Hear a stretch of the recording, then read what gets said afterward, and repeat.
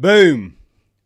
So friends, have you ever wondered why some people seem to get on in life and you don't? Let's take a look.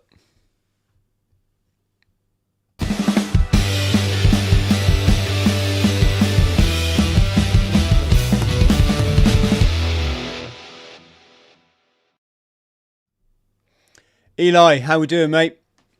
Very, very well, Chris. Good. Thank you for joining me. Thank you for having me. Real privilege. Fantastic. Well, life can get a bit mundane until you discover the occult. And then I found it gets quite spicy and quite interesting. And I'll tell you one thing, Eli, and I don't know if you've experienced this, but I've just met such great people since I've been on this journey. I'm now surrounded by just great people all the time. Have you had a similar experience? I just think we've all done this before. What, some sort of reincarnation or? Yeah, I think we've all done this hundreds, if not thousands of times before together. And we're just meeting up now, because, my journey to you is extraordinary. My journey to other people around me at the moment, like you say, is extraordinary. But it's not extraordinary, is it? It's the way it's meant to be. Yes, it is the way it's meant to be. So I didn't even write any notes because I just wanted to chat. We were going to talk about unity consciousness and this kind of stuff. Okay, let's start. So first off, I wanted to say to our friends at home that sometimes as a podcast we touch on some things that if you dwell too long on them, they're quite dark and they can get negative. And I always say to people, don't watch that stuff if you're feeling down. On the other hand, life, I found, has been about joining up the dots. And you can't join up the dots if you don't have them. So what we try and do, Eli, is take a sort of light-hearted look at what people are doing. Like, for example, somebody kindly left a message this week. I'm sorry, I can't forget your name because I didn't plan on showing this, but it's Paul Weller and Suggs' video for their song, Who Do You Think You Are? And the more keen observers amongst you will immediately notice a few things of interest in that picture, not least of which the Saturn symbology or imagery, I should say, that the video goes on to show. And it's not only fascinating that a lot of people are involved in this and that's how they live their lives, especially people that want to remain in the limelight or make a fortune in business. Like that's your Elon Musks and the like, who all use symbology. Symbology in the occult, I should say. But just a light-hearted look at this, friends. But also Eli said something very powerful, is what we have to avoid here, and what you see massively on platforms like YouTube, is division, is duality. And that's exactly what we don't want. When you find yourself wanting to take down the cabal and you've got to remember, there isn't a them, there's only an it, a thing, the everything. And your position in that is to understand how to manipulate energy to make the changes in this reality that you so wish. So we have to be careful, all of us, and I think we all fall prey to it, of thinking there's another, and trying to isolate them and alienate them and make them the enemy, because I think those exact individuals, Eli, that's what they want you to do. Absolutely. They seed what we create, and that's the way it's always been. The obsoletes, as I like to call them, they because they are, and we know they're going down. Everyone's playing a role, and we're a free will planet, right? And free will, you have to have light and dark. And talking about the symbolism, the Masonic squares on the chessboard, it's the light and dark. It's Hogwarts. And as I said recently to someone, I said, what's happening at the moment is we're all out. So, I'm working for the light and I'm working for the love. Yeah, I'm working for the love because love is creation. And the universe, the one story, is all about creation. And so I'm working for creation. And there are people working for destruction. And what's happened is there's a huge imbalance. And the creators, the people who are living in creation spirit, as I call it, they've let this cabal, they've let the destructive powers get too much power. I'm not saying we're to blame, but the old adage, good men need to stand up. And if they don't stand up, then they create chaos. And that's what's happened. They're very deceptive. They're ultimately deceptive, and they're hardwired to destroy. And anybody who thinks that they're not trying to destroy the planet is mistaken, because they're trying to destroy everything. And that's a real hard mindset to get into. And let's not dwell on it, because it's not going to happen. Because people like me and you and millions of people across the planet are waking up to the fact that the people who are supposedly in power, supposedly in charge, are not working for the majority, and they are working for very few. So, the light and dark thing is interesting, because we have a role, and I use that metaphor of Hogwarts because everybody can see each other, and at the top of the tree, we all need to work it out together. But if we don't stand up and we say, well, this is who we are, then they can't address us, because ultimately, when we stand up, they run away. They're terrified of us.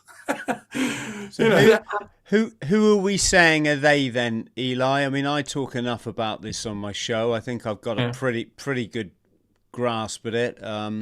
We've looked a lot at the Sabbatean Frankists, which I think just covers all of it, really. But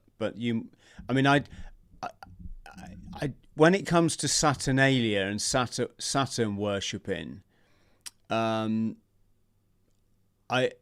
all sort of fairly new to this. I don't know how that fits in with the Sabbatean Frankists, other than the fact these are ancient. This sort of all goes back to ancient Babylon. Well, I think the story is a lot older than that. I think that there are moments in time which have been kept for us to see and join the dots. But talking about the Saturn worship, it's actually to do with sacred geometry, and it is quite complex. But in effect, and I'll explain this. So, if you go, I want to talk about the Egyptian netters. Now, and I think that that's a really good place to start. And I think that moment in time, with all that evidence that has been left for us, is really, really powerful, because the Egyptian gods weren't gods. They were devices. They were guardians of knowledge for us to use to control the net. Now the net is if I can put it this way, a divine grid of energy that is all around the universe. And in Hinduism, they call it Indra's net. and it is punctuated by diamonds that all light each other up.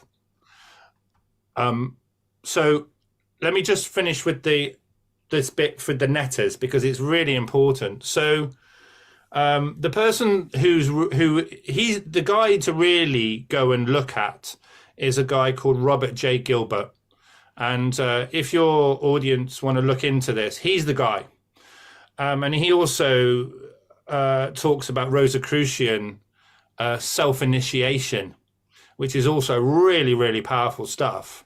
Because interestingly enough, Chris, and somebody who would be fantastic on your show is Mark Passio. And I don't know whether you've heard of Mark, but he's an Satanist, and he many years ago did a great talk on natural law. And he's a superb guy. He's actually, his podcast is almost unwatchable because he just shouts and bawls at his audience. It's hilarious. Can I just say one thing? And I don't wish to sound disparaging to any of our fellow presenters of whatever it is they're presenting, but there's quite a few of them are shouty. Yeah. And it's hard not to. Obviously, you can't write off everyone's knowledge, because guys like Mark know an awful lot. I would just say, which if I was life coaching someone, these guys are not enlightened. Yeah. Because the anger that comes out with them is symbolic of division, symbolic of the other.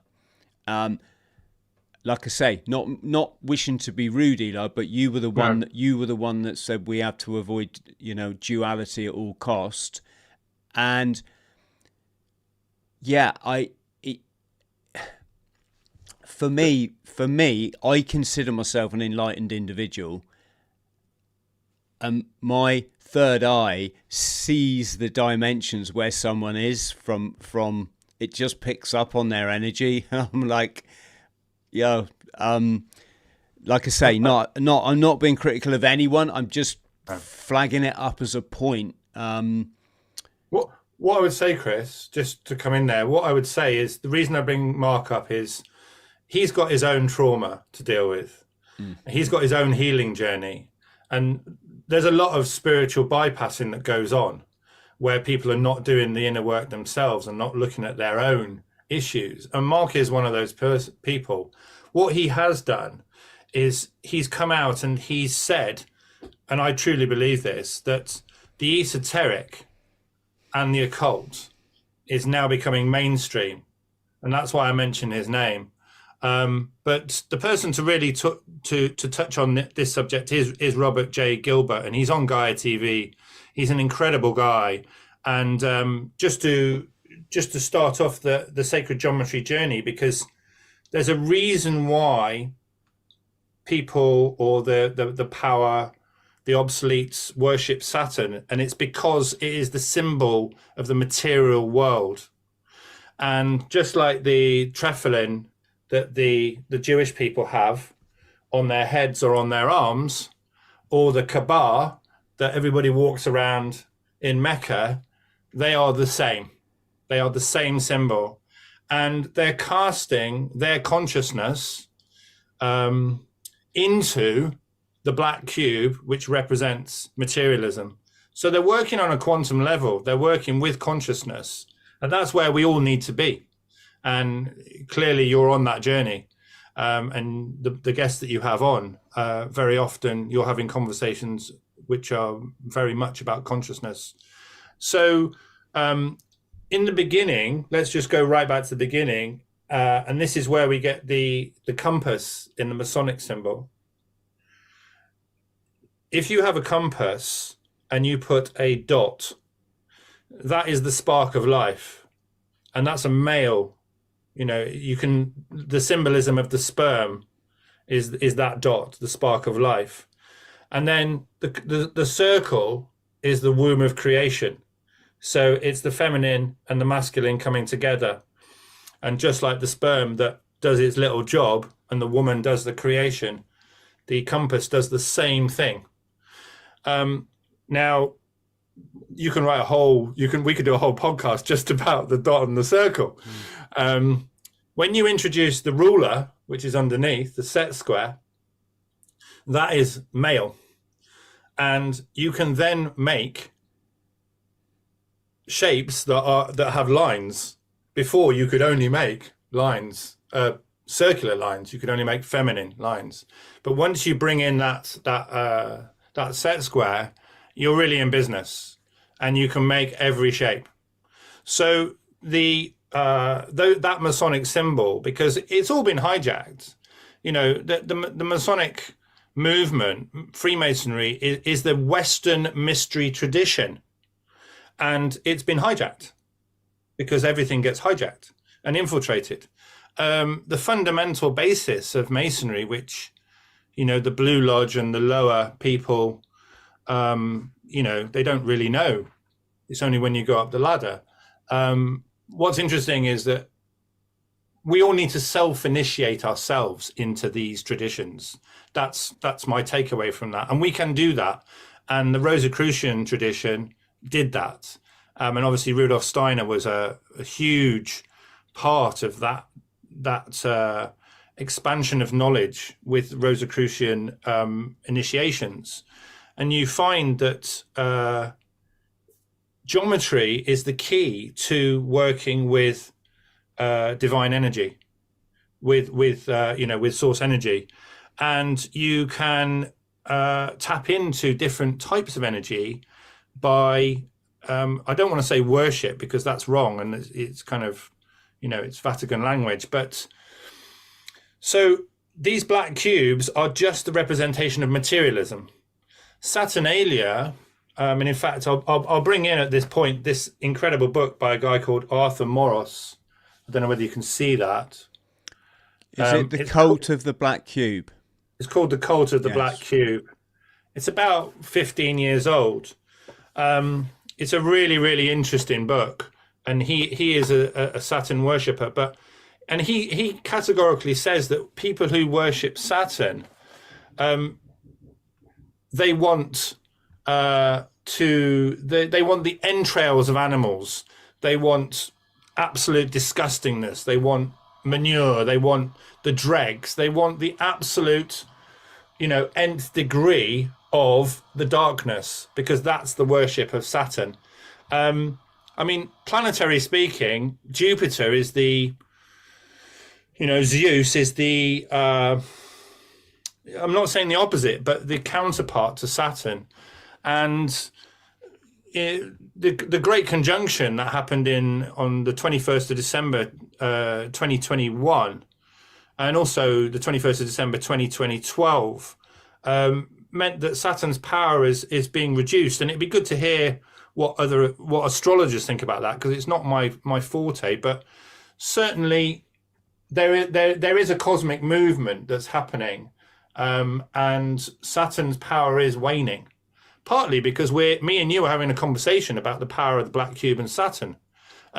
It's just it is the worship of the degenerate energies of the universe and the dark energies of the universe. That's all it is. When people talk about Satanism, it's just, I don't know whether you've seen the film Babylon. Have you seen that film with Brad Pitt and Margot Robbie? No, I don't think I have, Eli. No.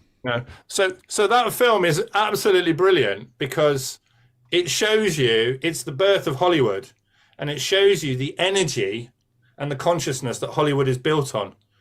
And it's just absolute degeneracy. It's the exact opposite of the beautiful world that we want and the beautiful people. And Margot Robbie is, hands up, they're all in the club, right? They've all taken the offer. But she plays this degenerate actress so well. It's a long film, and you kind of get the point. You know what I mean? It's like they just drag out the same theme that Hollywood is degenerate, but they're showing us, they have to tell us.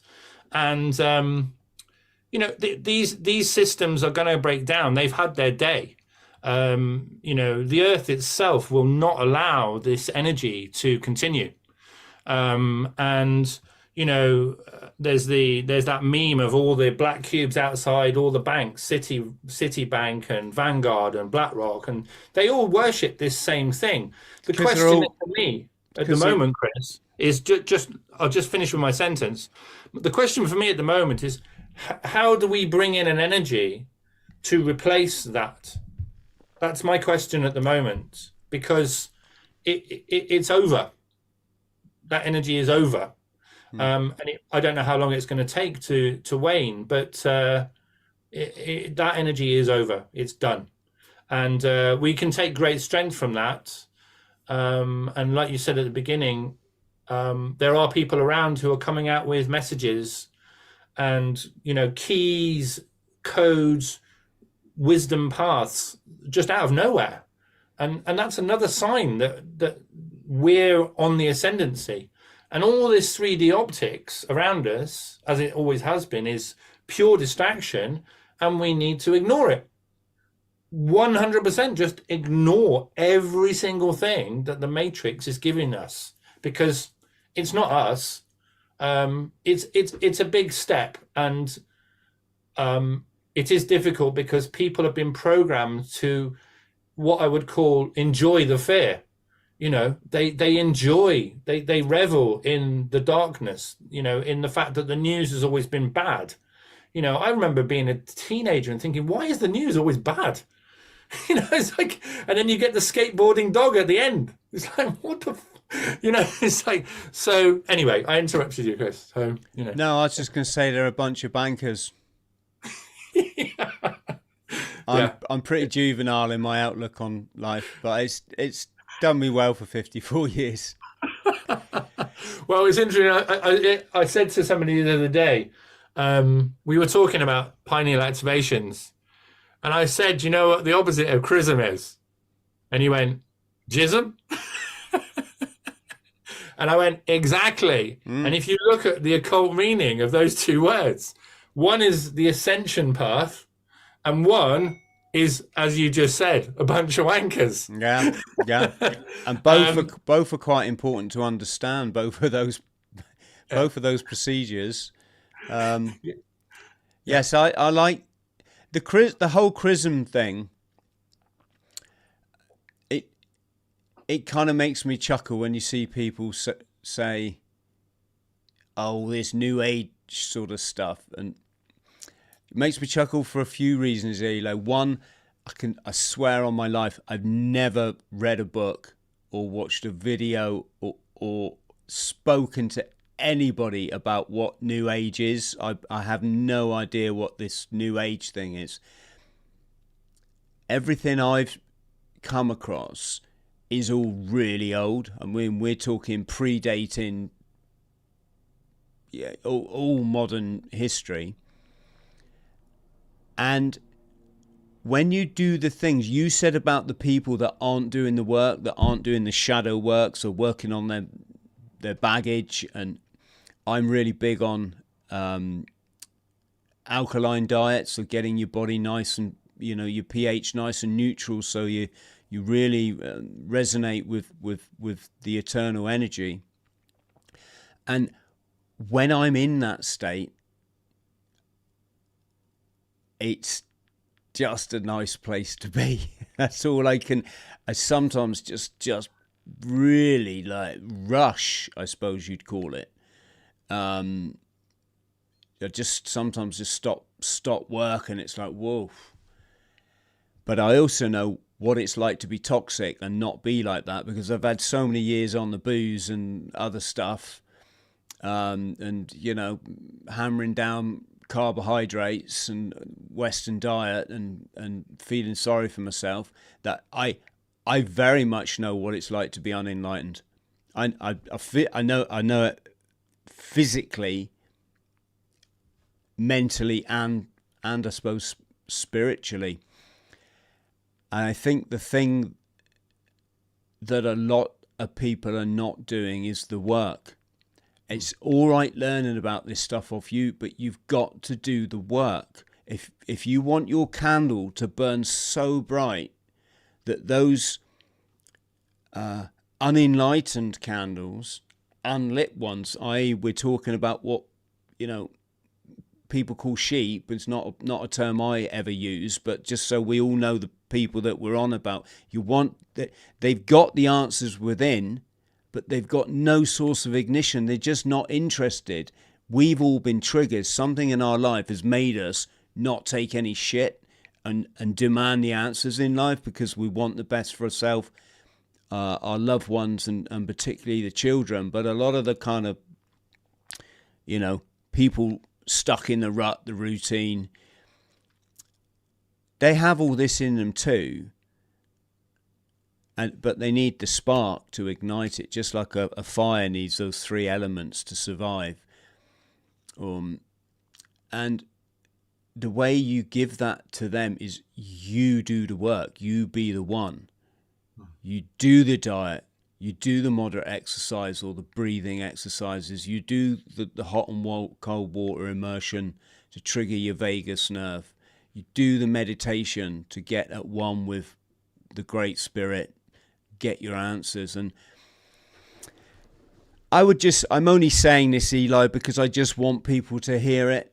I want people to know how beautiful life can be. But it doesn't just come sharing YouTube videos. No, it's really interesting because everything in life that we know in the Matrix, which is the observable reality, has been created to stop us going inward. And it's a dangerous game that the Babylonian banksters are playing, because people are starting to go inside. People are starting to be mindful. People are just starting to be kinder, I think. Those people who are not on that ascension path, because at the beginning of, COVID, I was just like, well, everybody's consciousness is going to go through the ceiling. That was my take. And that's me being very positive. But actually, over the last year or so, I've realized there are going to be those people who are going to be on a descension path too. I think most people who are watching your show, and I would hope that they're on the path. And once you're on the path and you want answers and you're asking questions, nothing's going to stop you finding, different mechanisms. And just like you say, I think once people start meditating and they realize how peaceful they can be, how you walk out and you're in a state of like kind of oneness, just because you've centered yourself and you're not distracted with all that chaos outside. Once you're centered, life becomes easier, it becomes smoother. And I think the trick is, and it is difficult, is to actually, you have people, you can't put anybody on the path. But like you say, if you can be the light and you can show the way by being a really good example of that and saying, look, this is who I am and this is what I do. And I'm not 100% for sure. I've still got shadow work to do, no doubt. But I think, once people have tasted a little bit of what it's like to actually be centered and tuned, there's no going back, because it just gets more and more and more powerful. Just as a little kind of story, I did a week-long course with Mantak Chia earlier this year, who is he's actually, I think he's from Thailand, but he does Qigong. He's a Taoist. And I spent a week doing work with him, and the technology that we have inside our body, and I've known this for years, we are the greatest piece of technology the universe has ever created, and we are the Godhead. I mean, I had quite an interesting discussion with a Quaker who's actually a journalist in Bristol. He's doing great work uncovering the darkness, and there are people out there who are doing that work, and they need to carry on doing that work, and I'm grateful for the service. But I said in one of these groups, I said, we are God. And he was like, he's a Christian, right? What the, what is, you can't say that. Well, yes, I can, because we are a fractal version of the creator. And the technology we have inside our bodies, we're not a meat suit, right? You know, we have, we have cerebral spinal fluid, we have serotonin, we've got 3 brains. We've got our brain, we've got our heart, or we've got our stomachs. We've got 31 trillion cells in our body. Each one is 0.5 of a volt. That means that we've got trillions of volts of electricity. The pituitary gland, all that beautiful, amazing stuff that's going on in our brain that is never activated. And people talk about the activation of the 12-strand DNA, but actually, let's just start by raising that Kundalini energy. Let's get ourselves charged. I mean, I was blown away in the Mantak Chia course, because the Dantian, which is in your stomach, Mantak Chia is an absolute master. He was saying, you don't store chi, you don't store energy in your head. It's dangerous. You don't store it in your heart. It's dangerous. There's a place in your stomach where you store it, and you can actually, you've got this huge toroidal energy, shape around you, which goes back to the sacred geometry, and you can actually charge yourself, And I was talking with somebody, and we were talking about doing Merkaba meditations, and she said to me, some people say it's 10 feet, 20 feet. She says it's 55 feet wide, your energy, and she says it never gets any smaller. It just goes up and down.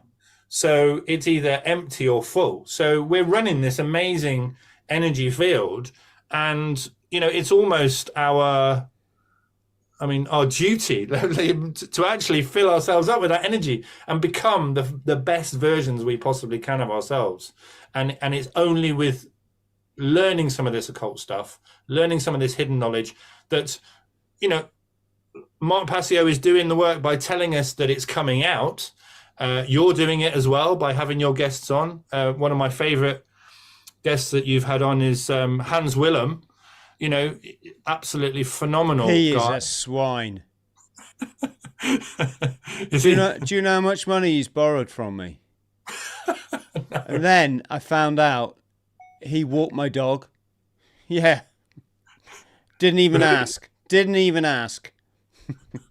No, absolutely super, lovely gentleman. Yeah. I think we had a slight misunderstanding, because I always say one life, smash it.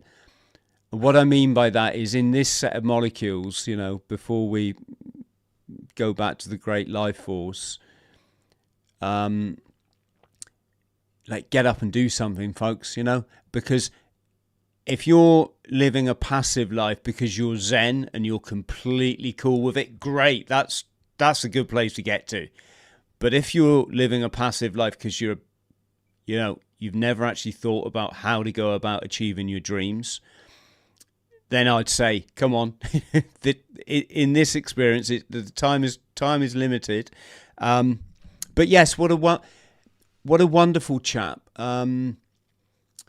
Wonderful chap. It's interesting, Eli, having the podcast, because I do love these kind of chats where we're pretty much, if you're referring to sacred knowledge, then you're always going to be on the same hymn sheet, aren't you? You might have a slight different interpretation, or someone might know something that someone doesn't, which is pretty obvious because there's so much to learn. But let's just go to the sort of Hollywood thing then, and the music industry. So I tell people a lot that Hollywood was founded on the occult. Ultra switched on young Jewish men who, grown up with things like Kabbalah, Babylonian Mystery School, this kind of stuff, running around New York with the fixing up their Nickelodeon cinemas where you could pay a nickel and go and watch one of the early movies. And they came under competition from Edison and Kodak and the other big names. So they said, right, screw this for a game of soldiers. Let's go out west. Let's found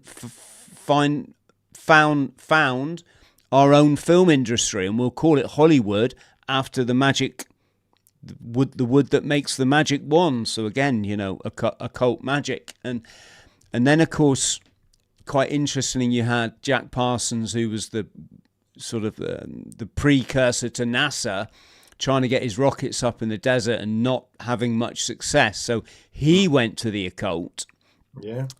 And of course, you've got the famous thing in the music industry. You get to the crossroads. Do you want success? You know, you meet the devil, and he says, if you want success, you go that way. If you want to stay the way you are, you go that way. But if you go that way, you sign your name in blood, and you can never go back. And you physically see this, and it's why I've been showing the Suggs and Paul Weller video. It's just a bit sad to see that your childhood heroes are all doing this Saturnalia stuff. What's your take on this sort of thing, Eli? I was never a Smiths fan, right? But How Soon Is Now is one of the greatest pieces of music, pop music ever made.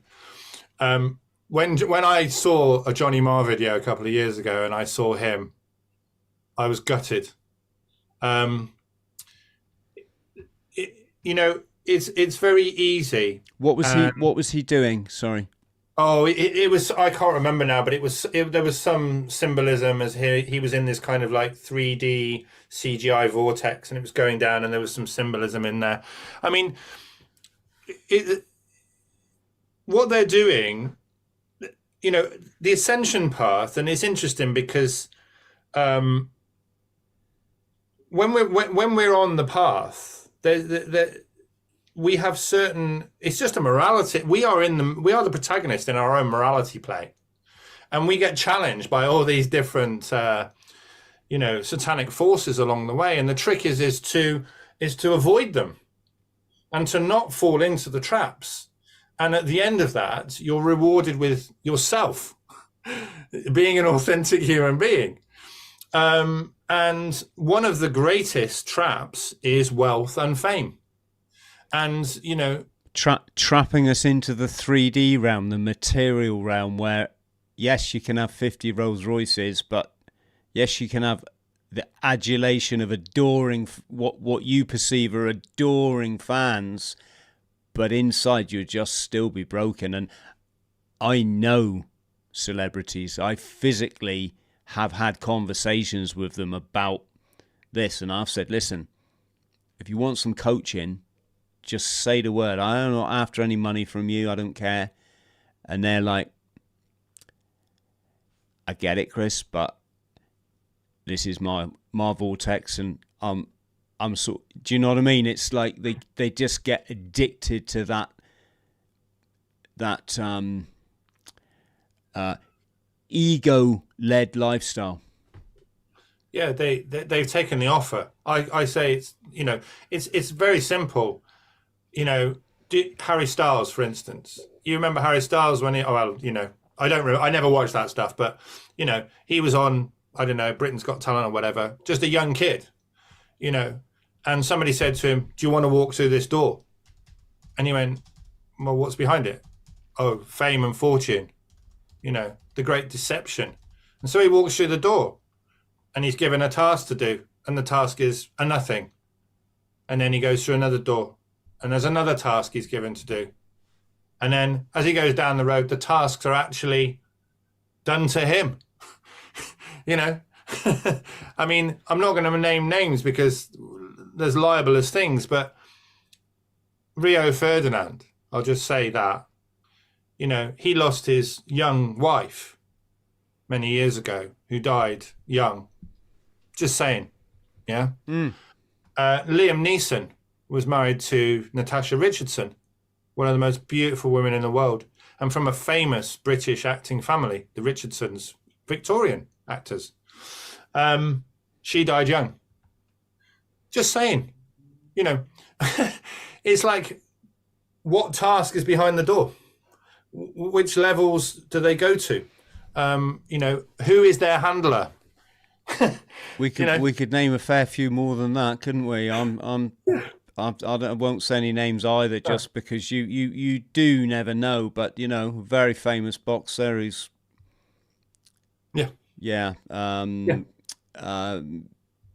iconic guitarist, musician. Yes, it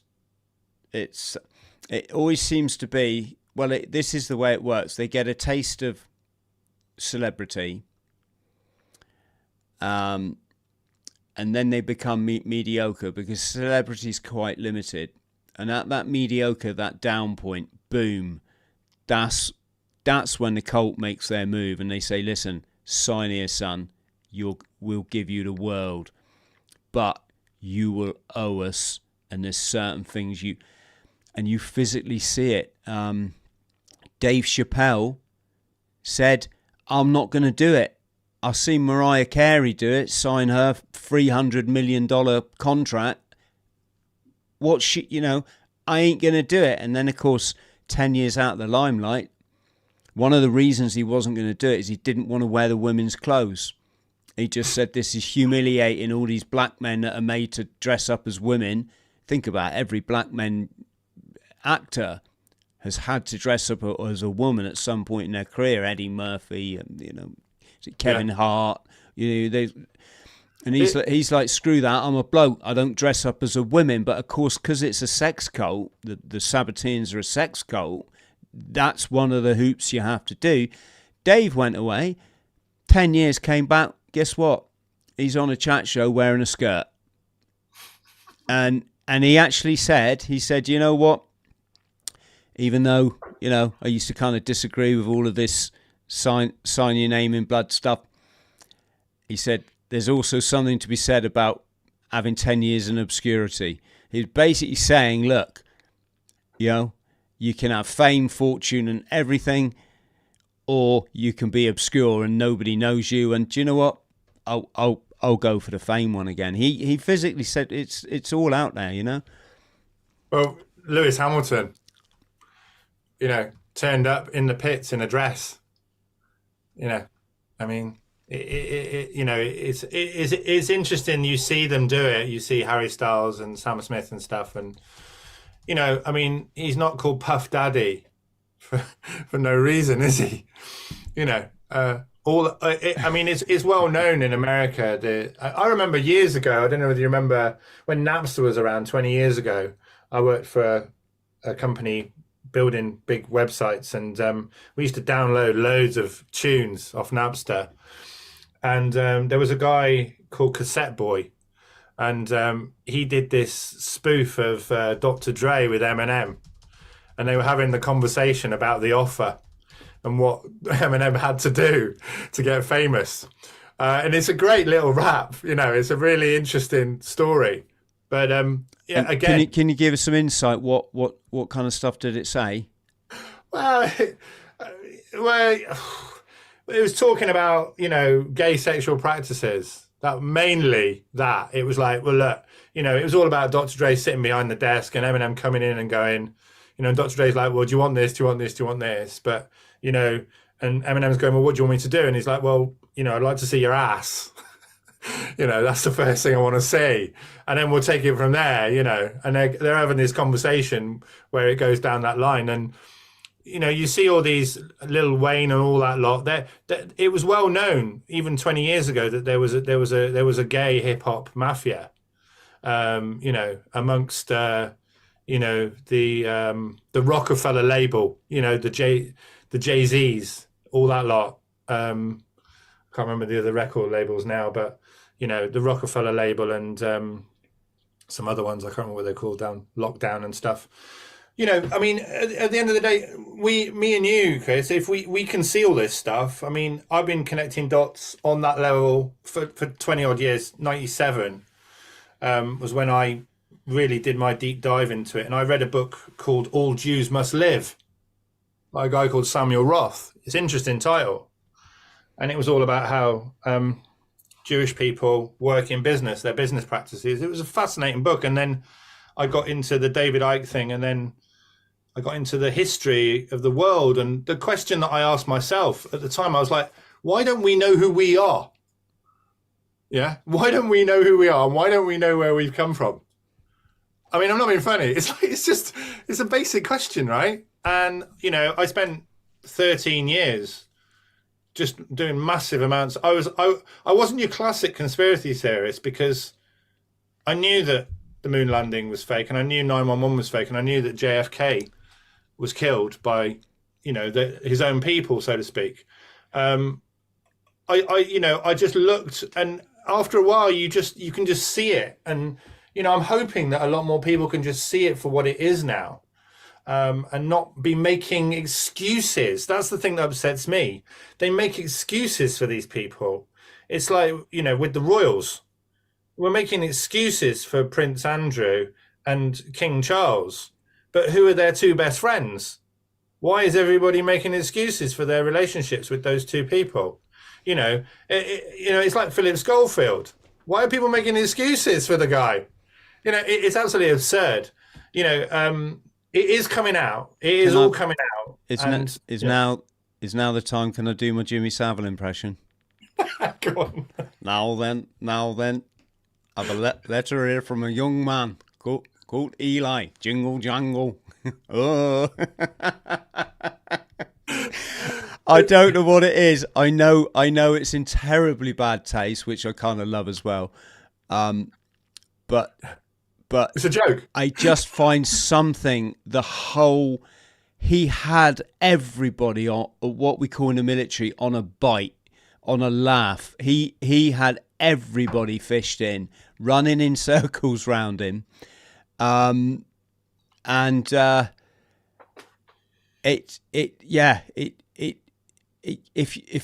you didn't chuckle, the alternative doesn't bear thinking about.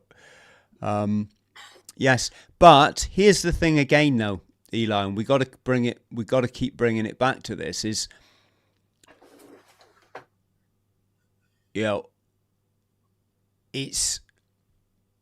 there's a lot of stuff that we want and we wish people would wake up, don't we? And this kind of but that really is a negative draw on us, and it's the inside work. I think you referred to it, the self work, getting our flame to burn bright, is that we must focus on that as the primary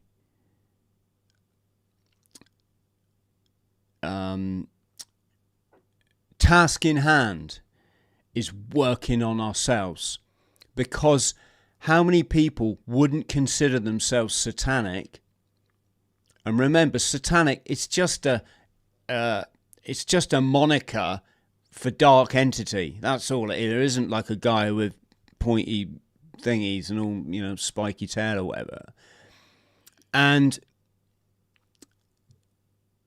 I guess what there's things I do every day that are satanic. I go, that are dark. I had a cup of coffee today. And I know people out there think that is mental to consider that is an act of... But still ingested a poison in an attempt to change my mind state, because for some reason I wasn't completely just happy to be myself in this time, in this place, which is called presence. And unless you think of things to that depth and self-reflect to that level, you're always going to be, there's no rules in this. There's no barriers. You can't have barriers. No. You can't be, oh yeah, but there's that, but I'm still going to do...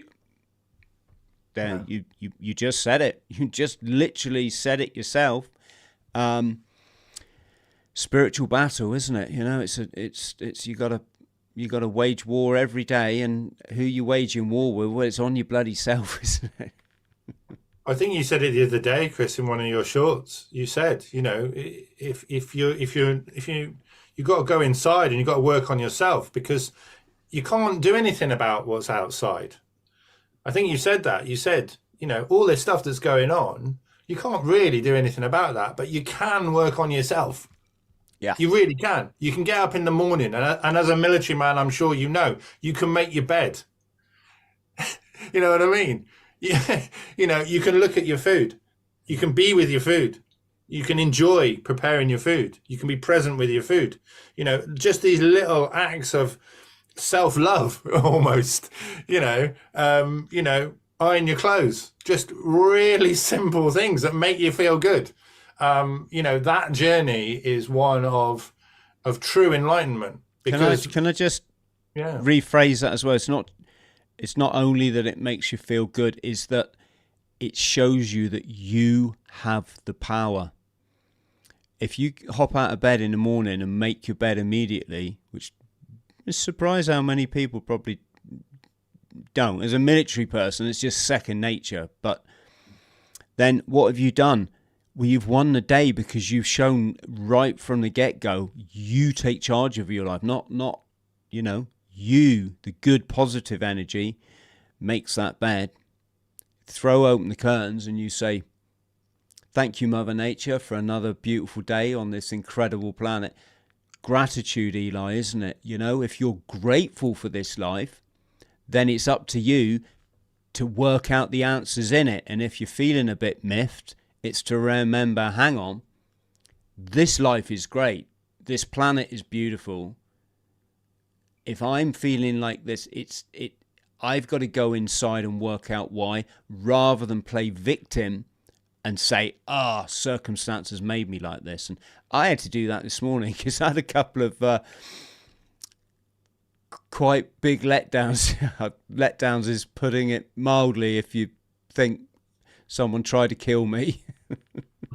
wow. I'm not going to go into that. Okay. It was a bit. My heart was going a bit for a while. You could say that. And then I just immediately went to presence. It's past. It doesn't exist. Stop thinking. Stop. No, it's trying to get. No, you're done. You're done, mate. Present now. We only go forward. And had another situation yesterday that was. And here's the thing, Eli. Now I'm chatting to you, and I was strict with myself, and now everything's hunky funky dory as it was. It's just things you can perceive things that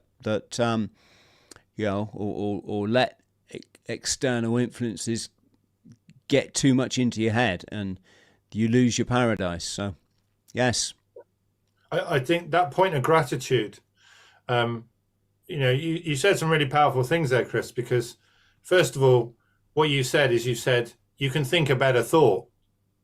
That is super powerful. If people just practice that idea when they're in a place of anger or depression or shame or all those lower vibe kind of emotions, and you can say, I can think a better thought, I can move on from that, it's super powerful. And the other one is, as my friend Lisa says, is that attitude of gratitude. If you have an attitude of gratitude and you are grateful and you thank people and you thank things and you thank the present moment for what it is giving you and what you can give to that moment too, that is super powerful. I mean, I very much practice gratitude. It's a core foundation for me. It's so simple. And just saying thank you. And actually, you can diffuse huge situations just by being thankful. It's a real, it's like, I'll just tell you this, Mantak Chia, I went for a reading afterwards on the last day, 9:30 at night, and I paid him some money to do a reading. And he said to me, Eli, your superpower is your kindness. That's your superpower. And you can diffuse situations by being kind. And I really, that really made me think. And I was just like, you know what? I'm going to start practicing that. And I was practicing kindness with people. And, I remember, a few years ago, a bit of road rage going on. And I just practiced a bit of kindness then, and just at the moment, in that moment. And I was just really nice to the guy. He was really, really angry, and it just diffused the situation. It's almost like an energetic balancing act. It's very difficult to have a go at somebody who's being nice to you. I mean, yeah, you can. And if you've got a lot of anger, for sure. And obviously, if there's a physical thing going on, you've got to be defensive. But, if you're really kind to somebody, they kind of get it. And they're like, oh, this person's with me. And I always say, we need to talk to other people's higher selves. So it's like, if you're going into, I mean, I can imagine, because obviously you're a military man, so I'm not sure if it would work in this instance. But, you can go in a room, and if you don't know somebody and you're getting some bad vibes off them, talk to their best version of themselves, appeal to the best version of who they are, and you'll get a response. You'll get a response, and this is working with the consciousness, because we do put out an energetic frequency, and I think you've done on one of your podcasts, or a couple, you did the David Hawkins consciousness scale, and people who are in creation spirit, as I like to call it, who are the organic human blueprint, the real humans, they resonate at a different level, which actually the Kabbalah and everybody can't resonate at that level, and that's why all we need to do is turn up. That's all we need to do, is just turn up. Because once we turn up and we're all resonating at 500 or 400 or whatever we might be on that day, everybody who is less than 200, which is courage on that scale, is in a negative vibe. And the Cabal can't do anything more than 200. It's impossible, So we've got it all going on. And, the light will always win, because, love is the glue that holds things together. Otherwise you just burn and destroy everything, and there's just nothing left. So, there's only one way forward. And once people realize that it is about, the beauty and all those incredible kind of feminine words, that a lot of my male friends are starting to use, because it is about love, and it's about true love. I know your friend Clive de Carl quite well, and I was talking to him recently, and I said, I've just stopped working with these two people because I just can't get on with them, and I'm not aligning with it, and I'm not being authentic to myself. And he went, Eli, I only work with people that I love, that I care for.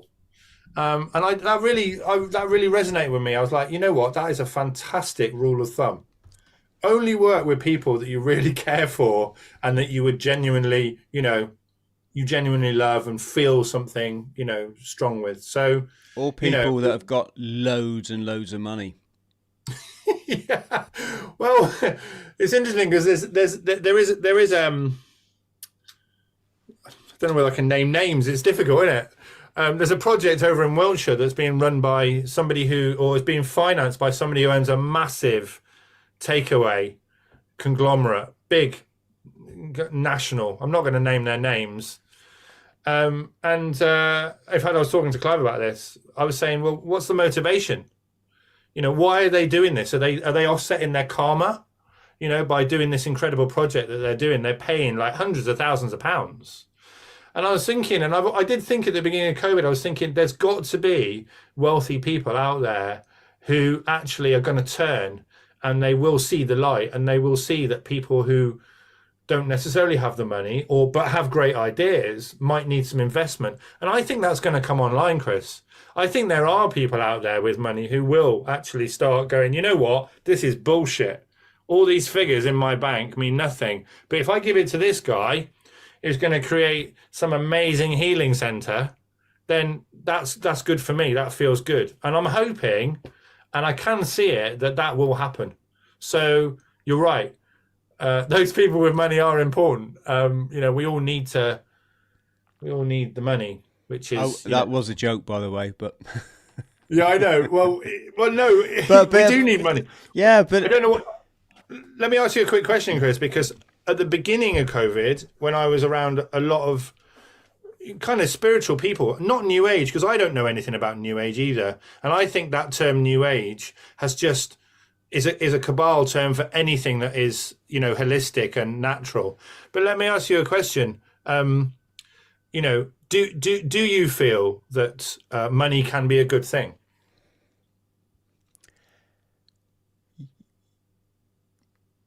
Well,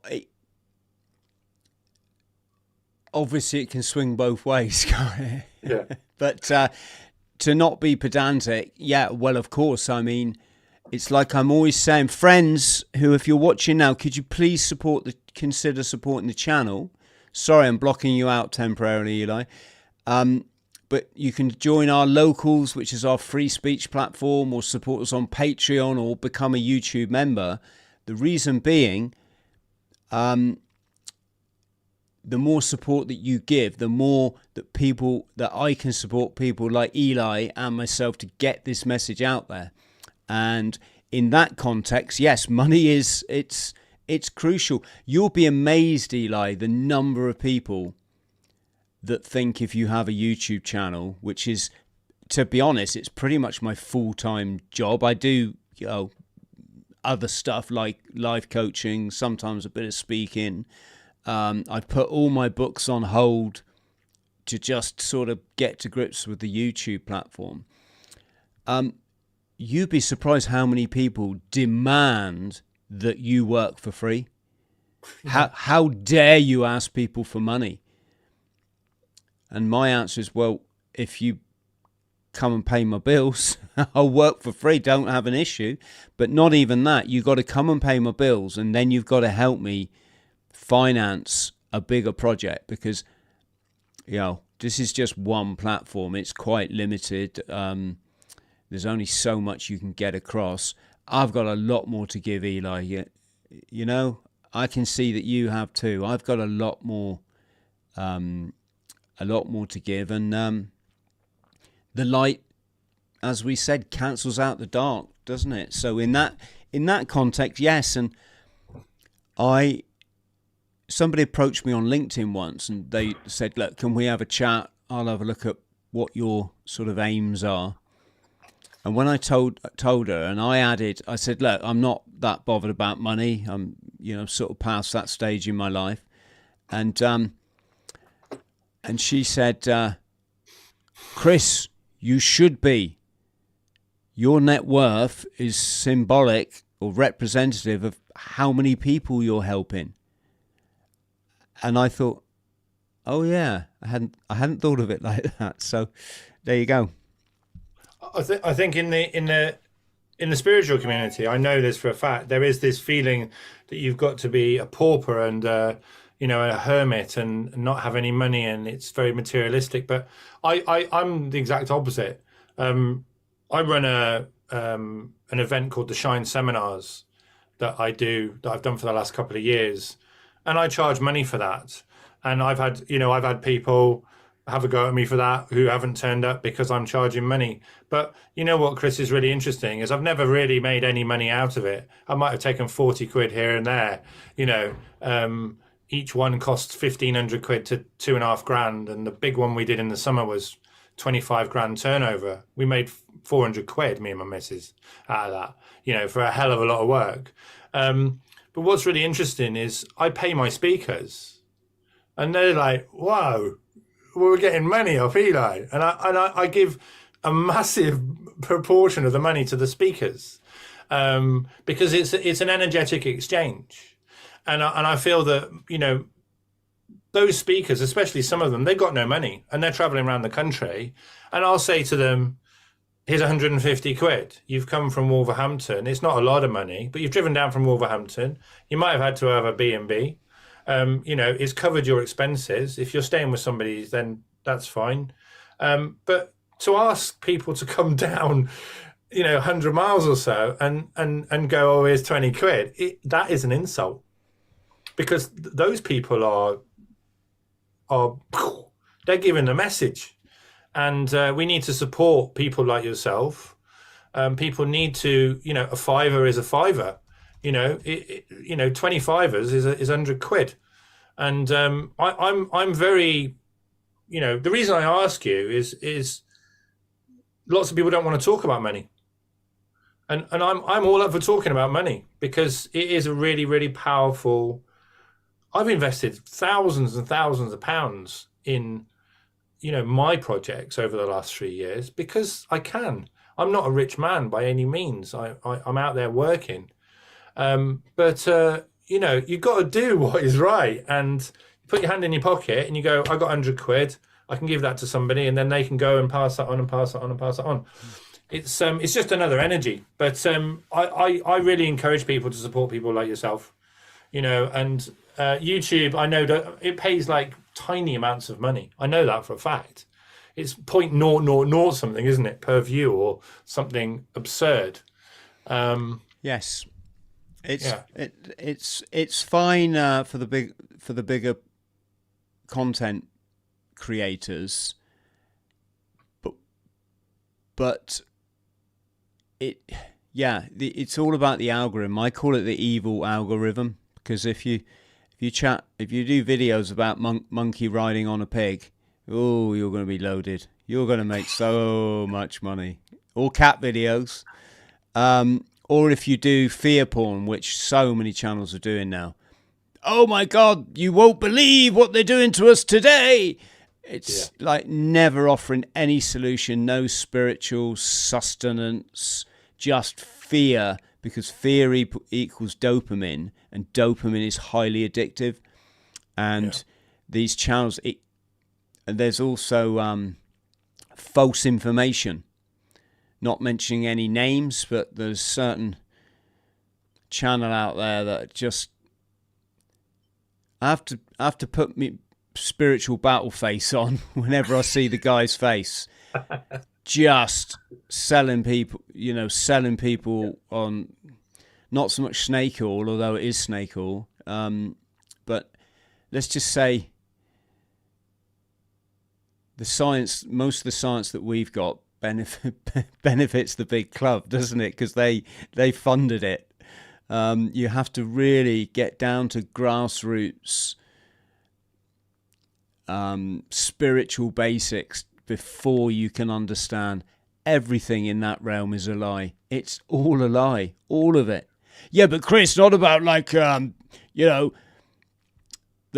AIDS epidemic. How can you say? Well, I can say, because I have gnosis. It's called knowing. It's not that I think or I reckon. It's that I know, and you will know too when you open your third eye. And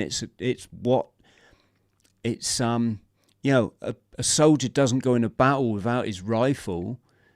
Spiritual warrior shouldn't be telling anyone anything if he hasn't got his third eye open. It would be, I would see that as a crime against humanity, Eli. And I reckon there's a lot of people out there just parroting what you can read on the net without actually doing the things, and you've got to do the things. And I don't if I stop doing them, my life falters. But what I would say is I'm not at that guru stage where if you cut my head off and fed it some artificial air or something and put it in a box, that I'd be, yep, I'm zen, I'm completely happy. I do like to go for my run in the morning. I do like my sauna and then jump in a plunge pool. I do like eating vegetables. I eat everything, but I eat majority vegetables because it's given me the life that I want, and it's put the people around me that are rewarding. Yeah, sorry, I completely lost my train of thought then. I'll tell you something really interesting, Chris. You'll like this. So there is a school of thought which is coming to the fore, which says that all we need to survive is light, because we're made of light, and all our red blood cells are actually, they've got light around them. And there's a guy. I've got a book up there, actually. I'll get it for you because it's just there. It's I highly recommend this book. It's called Spirit, Earth and Human Evolution, and it's by a guy called Dr. Yuvraj Sharma. And there's a chapter in here on light, and he actually says in here, this was written about 10 years ago, that we have a chemical. I think it's called ATV. Inside our body, which is the human equivalent of chlorophyll. So actually, we do live on light, and green vegetables are full of light. They're full of photonic light. And so when Boom. Sorry, Eli, so I didn't mean to interrupt, but yeah. no. I just got a bit excited because you just said to me what Dr. Robert Young said to me 23 years ago now, and I've never been sick since. Sorry, I really didn't mean to interrupt. It's so beautiful to hear someone that recognizes that we are light and that chlorophyll is energy from the sun, and that our DNA resonates at a certain frequency because it's energy, matter, and vibration, and that sunlight, that's your angels, your angels, bringing you the. Well done, mate. You go to the top of the class and the bottom of the class at the same time because we're not doing division. There you go. Well, as we're talking about light, I would like to talk, and I want to get a little bit cosmic because I feel that. I mean, I do some presentations and I do a little bit of a kind of a tour around Wiltshire and Somerset and Bristol and stuff. People kind of know me for my crazy talks that I do, and they are wild and out there because what I do is I go, right, what's my current thinking? And then I do 50 slides and I get up there and everybody goes, what the fuck was that about? But I do this, and there is truth in this, and I'm sure you've heard it because it's coming out. You see, one of the things when you replied back to me and said, let's do unity consciousness, it's a really powerful concept because we are all in our own way, individually and actually in isolation, moving up a consciousness scale. So even though we're all, vibing off each other, and I've come on the show and I'm getting a real good vibe off you and you're pushing my consciousness and other people are out there, we're all pushing each other's consciousness. There is a cosmic happening, and I don't know whether you've got into this. It was not known really 3 years ago. I knew about it from the mid noughties, 2005 onwards. There was a big kind of thing in the spiritual community about 2012, the end of the Mayan calendar, moving into the age of Aquarius and all those things. And actually moving from 3D to 4D was a big thing back in the day. And now everybody's talking about moving from 3 to 5, which is even more interesting because it kind of makes sense. But, this idea that there's this 26,000 year cycle that's finished, and we're coming out of Kali Yuga, which is obviously the Hindu, the darkness. And some people are talking about us going into a golden age and having telepathy and clairvoyance and all these sort of superpowers that we can have. When we do the inner work and we really get down to it, we can do all those things. That is happening. And I did a talk on this, and, I've known about it for a long time, and it's being confirmed by lots of different people. And I think Pam Gregory, the astrologer, talked about it recently. But I have been talking about it for a while because I've got that kind of history with it. The Earth has moved to above the galactic equator. And it means that we are now getting different light coming in. And the central sun, which Plato talks about, is giving us this amazing light, this photonic light. And I'm people can say what they want about this comment, but you talked about gnosis. The reason that they're doing chemtrails is to stop that photonic light coming to us. Now, that light is actually activating our DNA. And we can go off on lots of little paths here, Chris. But what I will say is that the light that is coming in is different. If you look at the sun, it is different. If you look at the shadows on the floor, they are a different type of shadow than they used to be. The sun is a totally different ball of energy. And this idea that there is this photonic light coming in, I just know. And I was going around taking photos of the sun. In 2021, I was just taking photos of the sun constantly. I was like, yeah. Just on that point, I just want to show people how controlled Silicon Valley is. I just, as you were speaking, Eli, I did a Google search on Platonic light. Yeah. And I'll show you what came up.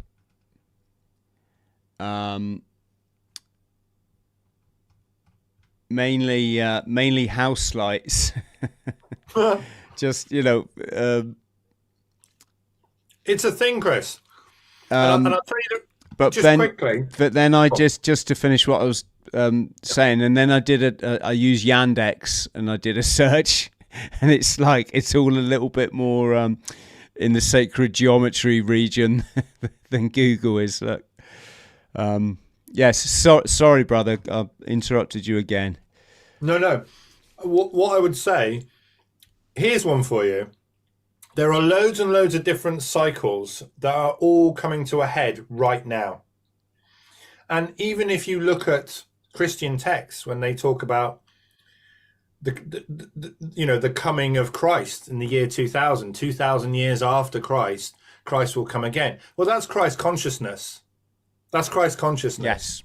The deep south of America, yes, we love those Christians there, but if they really think that the man Jesus is coming back, it ain't happening, because we're all personifying and embodying the Christ consciousness. That's what's actually happening. There are many, many different cycles, and in fact, Tim Wilde and Diana Cooper, I don't know whether you know those people, they talk about a 20-year solar cycle from 2012 to 2032. There are loads of these different cycles, but the big one is, the whole movement of the planet from Pisces to Aquarius. That's the big one. The obsoletes know this, Chris. Yeah. They understand the way that the absolute works. They understand the mechanism, and that's why they're in control. And that's why we're having this conversation, because we're learning their secrets. You see, we're all learning their secrets, and it's all coming out. It's all coming out. There's nothing, to quote Q, nothing can stop what is going to happen. Yeah. I'm just saying that, whether you want to, say that's Q saying it, but that is what is basically is happening. And all these cycles are coming in right now. And if you look at it, they are even telling us that, because they're calling it Agenda 21. They're calling it Agenda 2030. Why are they doing that? Because they've got to put everything in place by 2030. People at the beginning of COVID were saying to me, when I was sticking my hand up and going, I'll listen to you, I'll talk to you, I've got a mouth, I know stuff, I'm going to share all my knowledge, because I'm very generous with my knowledge. I want everybody to know what I know. I said, they've told us it's 2030. People were saying, oh, Eli, when's it going to finish? What's the plan? How long have we got? And I was like, well, we've got until 2030. That's what they're doing. That's what they're doing. So there are these cosmic things happening as well, which are really, really important to us. And it does stretch people's perception, their Overton window. We have to be so open. I've been saying to people, the consciousness is going to go through the roof. The most enlightened people are going to have their minds blown. Everybody is going to have a level of awareness that they didn't have before. And that's why the Cabal are doing what they do now. Because if they tried to do their plan earlier, then it's just like, well, that's too early. And if they do it too late, it's going to be too late. So they've had to do it now. And I can tell you now for a fact, they're at least 2 years behind.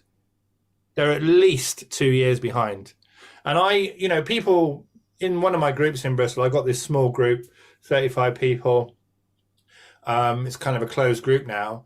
They're like, why are you so positive, Eli? Why do you think that this is an amazing thing? Because I was saying things like, well, Matt Hancock's a light worker.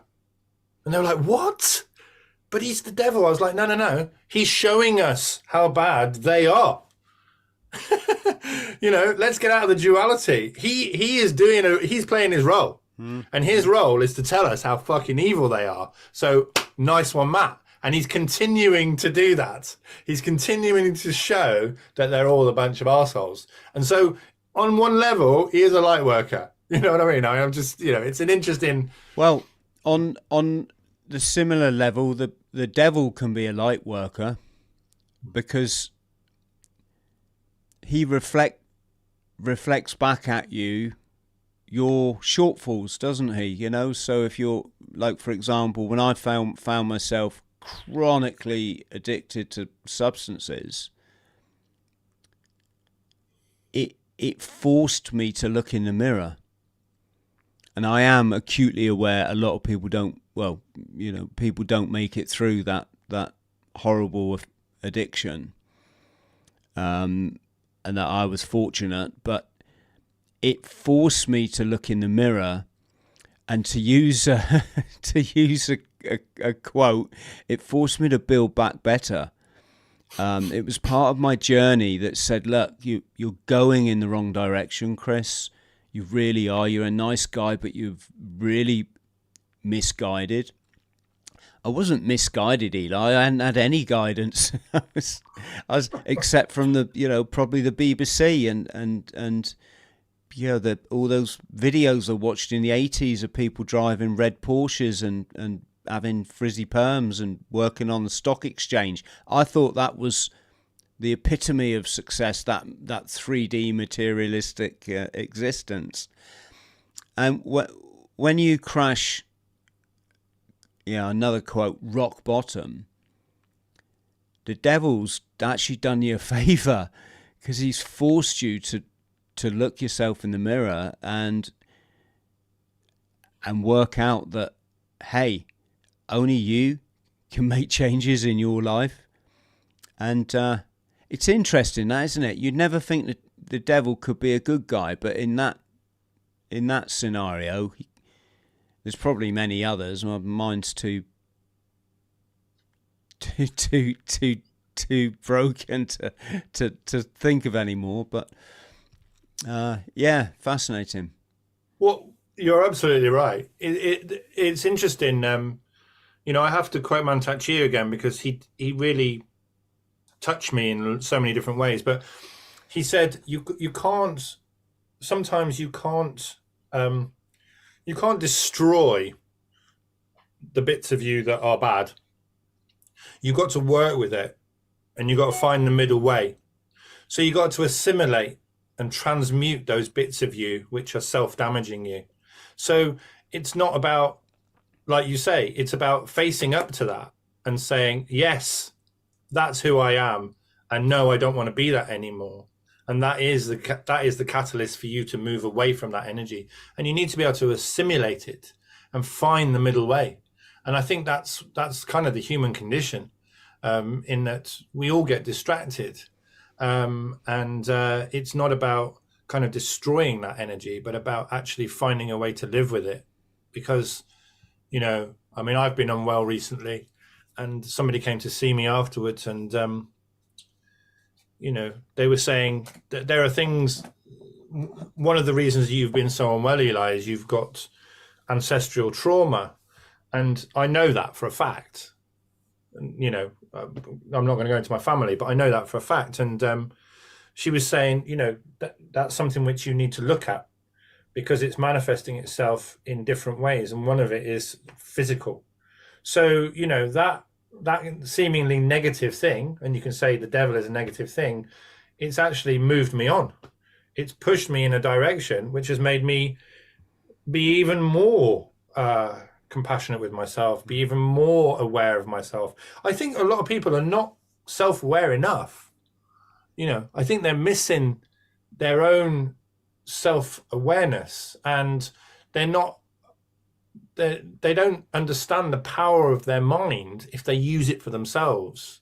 So once you become aware of who you are and your shortcomings, you know, you can really grow and have a better life. It's you know, we've been so distracted, like you say, with the Lamborghinis and the Miami Vice and all that stuff. It, you know, it's, you know, it 100%.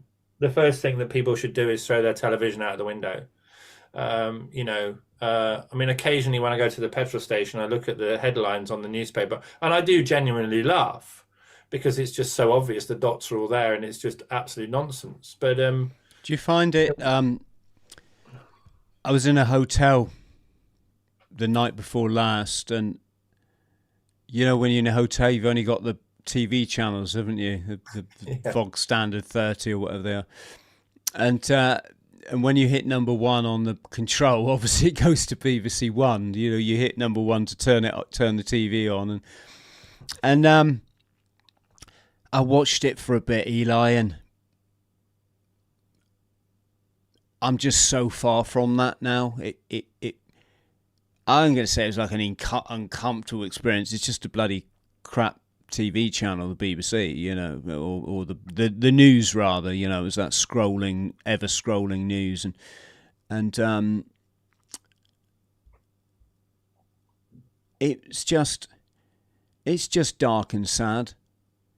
It's dark and sad to think how many people are just lapping that up. That you know, the dopamine's flowing. They're believing that this today has happened, and then they're flashing up some insignificant, like this kid that went missing and he was found after 4 years. I mean, Yeah, it doesn't mean anything, does it? it's irrelevant. It doesn't matter. Stop spreading fear and trying to spread your it's not microchip, but your digital passport stuff. It's irrelevant. I don't want to know that you know, if the statistics of a kid going missing are like 1,000,000 to 1. I don't know. I mean, I don't know what they are, but well, I mean, we're led to believe that there is actually quite a significant problem, and I wouldn't doubt that, knowing how that these what did you call them, the obsoletes function. Yeah. Eli, let's just come back before we close here, because I do talk a lot about, you know, you've got to do the things. Oh, you haven't got to. You can. Well, Yeah, it's your choice, but it's a choice. Yeah. Well, for people listening that want some information, what can I physically do right now? Like literally start now. And the things that I'm always saying is the way I start people off when I'm life coaching, the very basics, because if your crystal's not working, you're not going to get that beautiful light coming into it. And so I say, gratitude. That's you waking up, jumping out of bed, smile at the morning sun and say thank you. Get air in your lungs, because we're used to running around the forest. So jog around the block, walk around the block, go for a swim, whatever it might be. Hot shower, cold shower, to get back to being in the nature where we got wet. And nature's very clever. It incorporates that getting wet into our health, which is why the cold water immersion thing is so important, is so big now. People are realizing the benefits. So hot shower, cold shower. Get on the alkaline diet, folks. It doesn't mean that you're trying to be alkaline, and no, it doesn't mean being vegan or anything like that. It just means understanding the proportions with which to eat stuff like carbohydrate in, because otherwise you're flooding your body with glucose, and glucose is highly acidic in the blood's tissues. So I say that, and then make time for the meditation, and use the meditation as that's your time when you've got an issue, just to sit down and meditate on it. And you might not get the answers in that meditation, but by understanding the process of shutting off the noise, the constant chatter that's in our heads because of the hectic lifestyles we live, and then understanding that it's only in that moment when you shut off the future and you shut off the past that you can have that conversation with the energy, what some people call God. So that's what I'd say. Obviously, turn off mainstream media, and that's probably goes for a lot of crappy YouTube channels as well. There's only about 3 that I watch. Be on good terms with all people. Because when something bad comes out your mouth about whoever, whether it's the Illuminati or your next door neighbour, you're forgetting rule number one, that there isn't an other, there's only the all, and that we control it through the energy field, which is through ourselves. What would you add, Eli? What works for you? What have you found helpful? Philosophies, thinking, practices, that sort of stuff. Well, I think you've done 80% of it there. Foundational stuff. It's really simple as well. It's nothing I do is hard, but no, I think you really have. I think just filling in a couple of gaps, and it's only because you can, you spend more time with people, you would be able to tell people more things. But I think distilling your water, and actually, we distill our water, and people say, oh, it takes all the goodness out. You know what? You should be getting your goodness from your food. But I think distilling water is really important, because the amount of nonsense that's in your water is shocking. I think being mindful of eating organically as much as you can, and supporting local people, and whether you eat meat or not, it's got to be organic. That whole labeling of organic food is another trick, because before 1975 there was no such thing as organic food. It was just food. So I would say the food and water thing is really important. I think you said it, but being in nature is absolutely fundamental. And as you said there, we're designed to be running around in the forest and getting wet and stuff. I went to the Isle of Wight a couple of years ago to do a talk, and I stayed. There's an Airbnb in the Botanical Gardens. It's in the Botanical Gardens, and you rent it off the Botanical Gardens, and it's a beautiful Victorian house.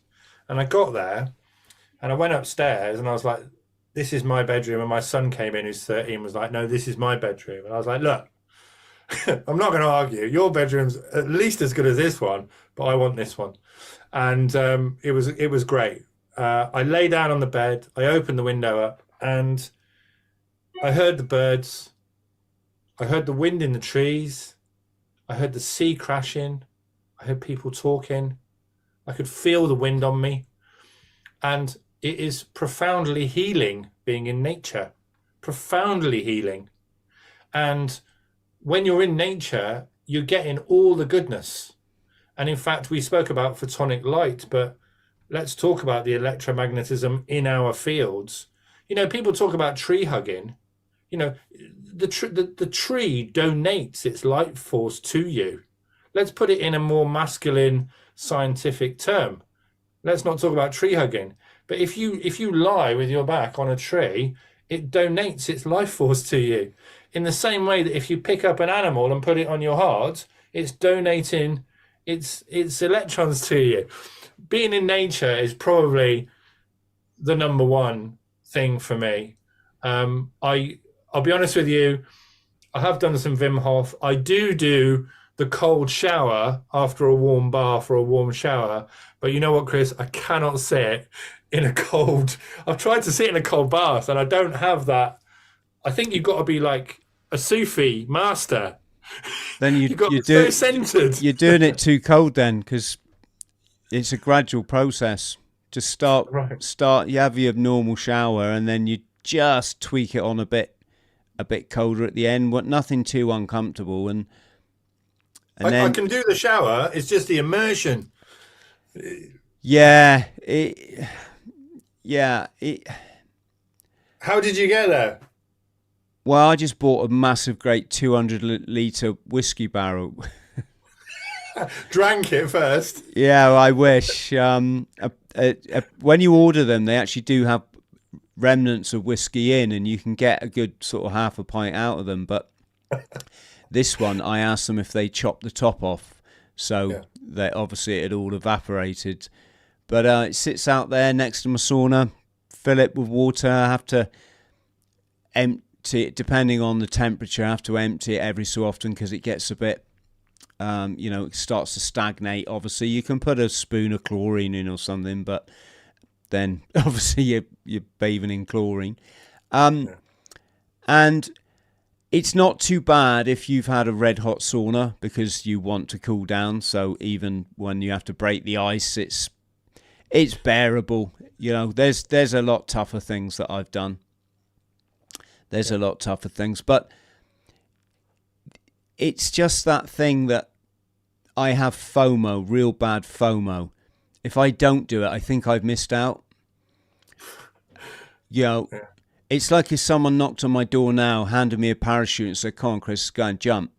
It's like there's no way I'd say no. Whereas most people, it'd be the first thing they say would be, okay, it's probably a bad example because I've got my skydiving license. But let's just say, I once saw this program once. Oh, this was wicked. There used to be a program on the telly where you would nominate your mate for some really stupid shit, and it was great. So the camera crew and the reporter, or the presenter rather, was going down the high street. And I think it was a jeweler's shop or something. They went, right, he's in here, he works in here, and they all burst through the door and they said, "Is your name John?" "Yep." Your friend Dave has said you're up for anything." Went, "Yeah." "Don't want to change your mind?" "Nah." Said, "Okay, come with us." Right. Next thing, they put the guy on a plane and they're taking him to Austria. And the presenter's right, "John, sure you don't want to change your mind?" He's like, "Nah." Right. It's just this geezer is like zen cool. Gets to Austria, take him up in Austria's highest cable car. "John, it's not too late to change it." "No." So, "Right, John, we brought you here today for the world's highest bungee jump. Have you done a bungee jump before?" "No." "So, you sure you don't want to change your mind about this one?" "No." And that was it. And do you know what? I just decided that's the person I'm always going to be. Just up for anything. No fear. Just do it. And it's done me well. It's got me in some scrapes. The other day I was out with a load of my veteran Marine brothers, and they were kind of what we call old school. That they'd served, a lot of them had served in the Falklands. They were a little bit before my time, not a lot, but a bit before my time, and some of them you could see they couldn't get your heads around why someone, for example, would experiment with substances for the first time, or go to a rave party, or it was alien to them. And I got asked, like, why? And got to be careful what I say. I don't want to sound like I'm promoting dangerous life choices, but it's I wanted the answers in life. I probably didn't know that I wanted the answers in life, but looking back now, it seems like I've got quite a few. I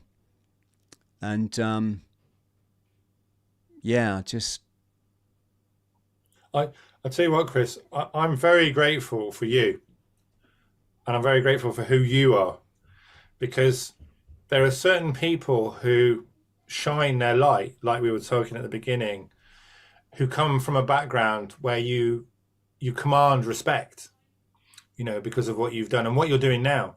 And I know probably people in the past have said to you, well, thank you for your service. In another life, you've had that. But at the moment, I thank you for your service, because, and I say this, open-heartedly, there are not enough men, who are actually standing up and being the true versions of themselves. There are people out there, and I don't know whether you know AJ Roberts, but he's doing fantastic work. And there are other people who are standing up and really speaking their truth and being authentic. But my friend Dan introduced me to you about 18 months ago. He said, check out this guy on YouTube. And I really think what you're doing is really powerful. And, I just want to say I'm really grateful because, we need people, we need strong men. We need people who've got respect and who've done things to actually stand up and be the light. So I just need to say that it's important for me to acknowledge the fact that you're doing great work.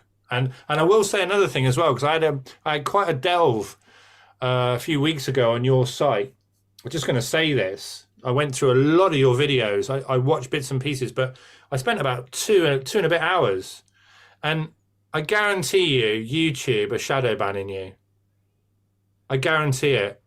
I worked it out from looking at other people's channels that your figures are not the true figures. They can't be. Have you thought about that? Is it because of my stunning good looks? I think that's probably 80% of it. I reckon. I knew it.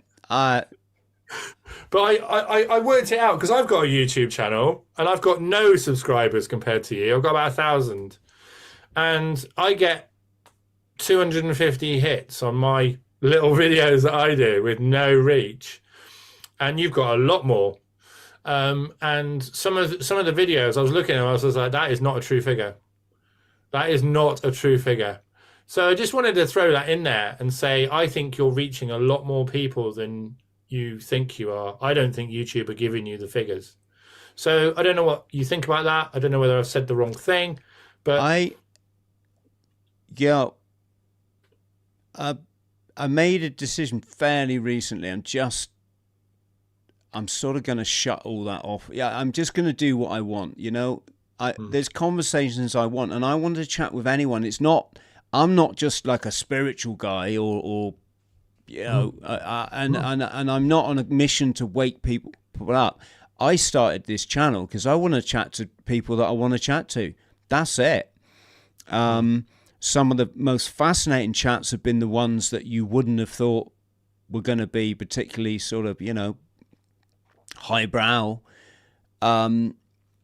I would love to chat to my local or one of my local refuse collectors. I want to know, what's it like doing that job? Is it true you can crack open a can of Stella as you're driving, when you're doing the morning round, as long as you get the work done? Because I've seen that chap who won the £1 million on the lottery and then spent it all on smashing. Michael. Yeah, Michael. Yeah, I'd love to get him. If anybody watching knows Michael, I tried messaging him back in the day, but I remember someone left a comment about him and went, do you know what? He's a refuse collector now and he loves it. Cracks his can of Stella in the morning, drives along, empties, and I thought, just brilliant. Everyone's got a story. That's the one. Everyone's got a story. So yes. I'll tell you what, Eli, that's a really kind thing you said to me. Thank you ever so much. It's great, Chris. Yes. I think you should go on a world tour, mate. I think you should pick 3 of your favourite buddies, go on a world tour of Northumbria. I was going to say, I don't have to go to Cornwall, do I? I don't know where you live. You could be anywhere. You're saying the world. Put it this way, Cornwall's like just there. Is it? Right. Bastards. Oh, I get it. No, I genuinely, I think that what you're doing is absolutely brilliant. And have you thought about going on the road? Have you thought about doing that? Would you do it? I have to be careful. One thing I've realised is I'm good at being me and doing my shit.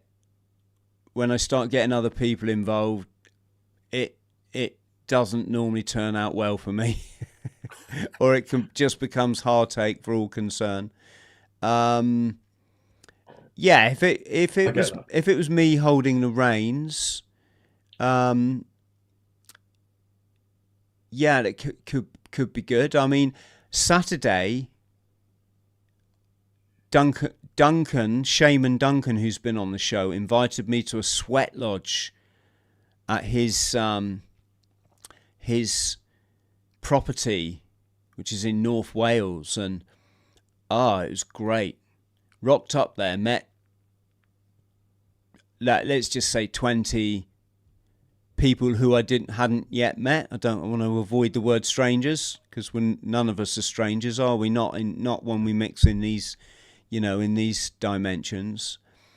And it was a phenomenal experience. It was pretty tough.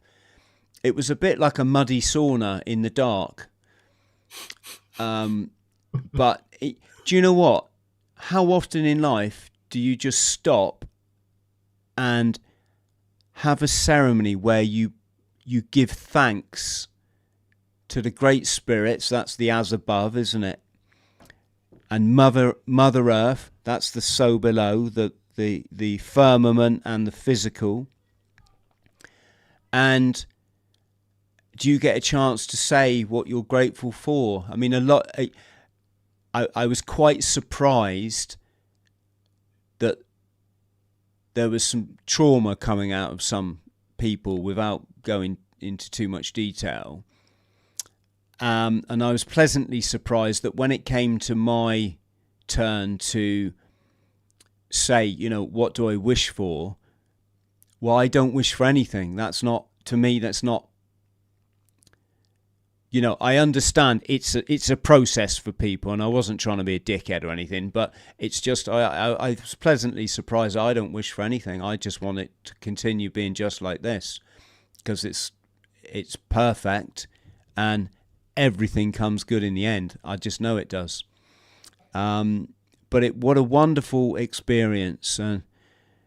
And so, yeah, I do like getting out on the road. I love traveling. I'd love to get back to traveling, but obviously when you're a family person, you've got other people to consider taking with you. Yes,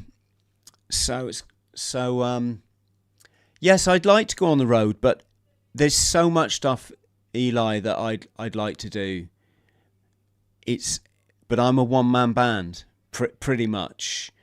Everything comes from me, and by the time you've looked at your email inbox in the morning, which they say don't do, and I don't always do, or you've done a wonderful podcast like this, there's not a lot of time left in the day. I find it incredible that some people can be so organised. So I'm currently looking for an editor in the Philippines. I've been recommended a couple of websites where you can get real good editors that obviously the cost of living over there's a lot less. So you don't have to pay a lot, because there isn't a lot of money in podcasting to pay, to be honest. So yes, to answer your question, yeah, I'm always up for anything, really. I'm up for anything. What I will say is the last public speaking gig I did, I spoke to a group of business delegates at a famous race course up in the north. I can't remember the name of it because I'm Aintree. There's only one. It's Aintree. Yes, no, I think it was further north than Aintree. Really? But it wasn't a very pleasant experience, to be honest.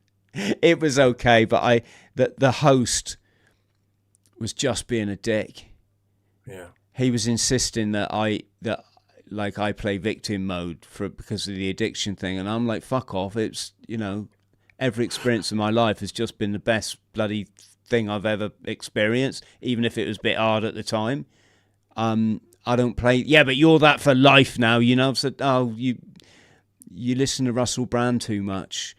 Oh, he's a friend of mine. I was like, well, yeah. Well, I'm not. Yeah, I'm fucking off then. Clearly, I said I'm not afraid of anything, and I live my life. And if I want to have a beer this afternoon, I'll have a beer. I choose not to, or I, try to, because you can have it.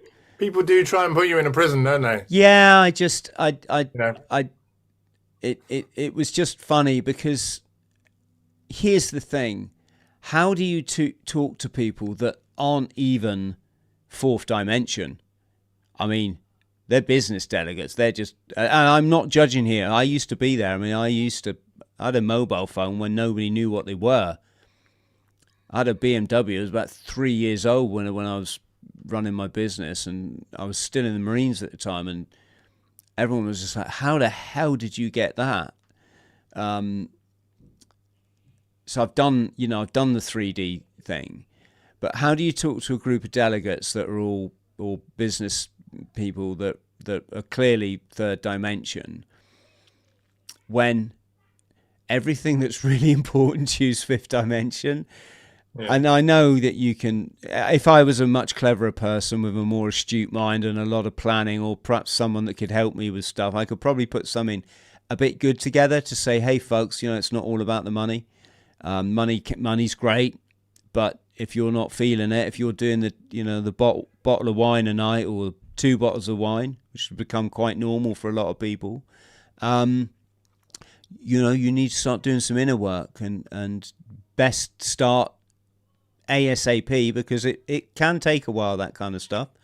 So yeah, it's interesting, Eli. There's a lot I want to do, I like the fact, Chris, that you're living in that precious present moment. When you said about being in the sweat lodge and you said I didn't wish for anything, that is a sign that you're living in that precious present moment. And I got this meme on my computer, and I put it out there sometimes, and it's a clock, and it's just got now instead of all the numbers, and it seems that that's where you're at, and that is the place to be. Because like you said earlier, there is no past and there is no future. There is only now. And, there is now, and it's also so fundamental to understand there's no such thing as bad experiences. That's a societal construct to keep you in the prison. There's only experience. Why do I say that? Because if you don't have a few quote unquote tough experiences, how you going to learn to be awesome? Yeah. You're not going to know how, because it's off the back of tough experiences that you develop your qualities and your knowledge and your understanding, and your empathy was the big one. You get kicked in the teeth on addiction. One of the greatest qualities you come out of it with is empathy. You suddenly get it. I remember my best friend, well, I say my best friend, but had technically been my best friend at the time, and my dad were like, what do you mean you want to go and help kids in Mozambique and work for free? Could not get their heads around it. Why didn't I just get a job down the high street selling carpets, 500 quid a week? Why is that not good? What? Universe was just calling me. Universe was calling me. It was my time. I know before anyone says that you can help kids in this country, I get, but that wasn't my calling. My calling was work for free in Mozambique for 6 months, teaching street kids, and just one of the most incredible experiences, both for me and for them, because I was a bit mental back in the day. It was incredible. But there you go. If I hadn't have been through the trauma of addiction, I wouldn't have then also been working on a beautiful paradise beach in Mozambique, in amongst the bullet holes and landmines, I should say, because it's post-war Mozambique, with these awesome kids swimming in off the reef and diving down and looking up, and all these little black legs where your whole class of kids are all swimming with you. It was just, oh my God, how can you say that life just isn't awesome, and that we're not too. So Eli, look, you're more than welcome to come back on the show anytime you like, because this has just been hasn't this been a good conversation, friends? If you thought so, could you chuck us a like and leave a comment below? Answer me this in the comments below. Do I invite Eli back on, or do I try and borrow a fiver from him? Let me know. Eli, stay on the line. Thank you so much. I do appreciate, because we went straight into it, which is sometimes the best way on a podcast. We didn't talk a lot about your story, but we'll do that next time. Now that we've given people a bit of a taster. And yes, stay on the line, Eli, but much love to you and yours, and thank you so much. The same for everyone out there. Thanks to everyone who's supported us financially, whether it's Patreon, locals, or just becoming a YouTube member for as little as $1.99 a month. And thanks for watching. Much love.